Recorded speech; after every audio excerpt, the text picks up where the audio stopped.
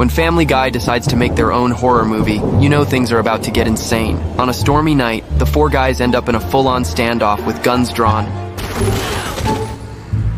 Peter and the guys complain about how bad horror movies are nowadays. They say they could write better stories with their feet. So to get into the right headspace, they drive to an abandoned asylum that's been empty for 10 years. As soon as they walk in, the creepy atmosphere inspires Peter instantly. He pitches a story about a young couple getting hunted by a serial killer. Quahog's most romantic spot for couples. Our main characters are making out in the car. Peter suggests closing the convertible top. For better privacy, suddenly a huge cat jumps out. Within 1 second, the couple is completely destroyed by its claws. Then they hear a loud noise inside the building. The four friends start shaking in fear. Glenn suggests finding a different place to write, but getting out is harder than getting in. They search for an exit, but find nothing.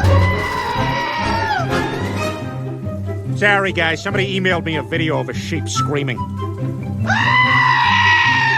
Then they hear footsteps coming closer.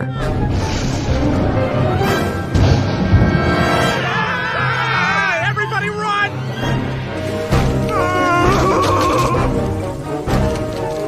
They rush to the car, but the keys are locked inside. A hook-handed man is coming for them. Peter says there's 4 of us, and only one of him. Let's get him.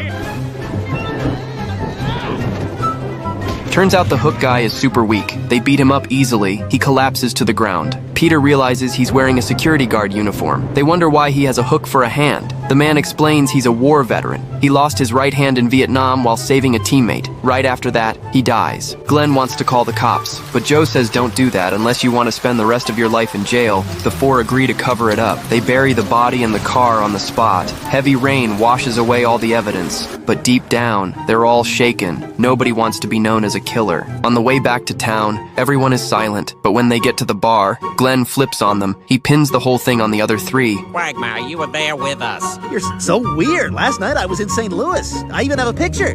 See that? That's yesterday's date on that newspaper. On a Quahog informant? They sell the Quahog informant in St. Louis?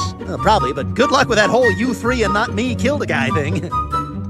Peter is furious at the betrayal. He grabs a shovel with Glenn's name on it and heads back to the scene. He plans to frame Glenn for everything, but when he gets there, he finds the other 3 already waiting. Everyone is holding a shovel. All of them came to do the exact same thing. Now face to face, the 4 ex-friends are ready to fight. Then Peter suddenly has another burst of inspiration. This whole murder cover-up would make a perfect horror script.